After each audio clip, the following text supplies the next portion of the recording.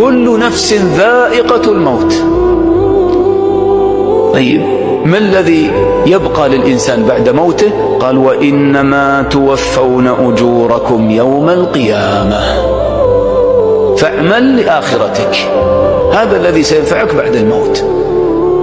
فمن زحزح عن النار وأدخل الجنة فقد فاز، هذا الفوز الحقيقي،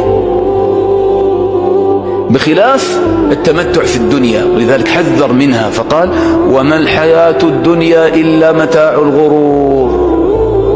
لا تظن أن التمتع بالدنيا هو الفوز أبدا، هي متاع الغرور، متاع يغر الإنسان، يريد أن يتلذذ بالدنيا ويتمتع بما فيها، وما هي إلا متاع الغرور، لأنها فانية ولا يبقى من هذه اللذات شيء.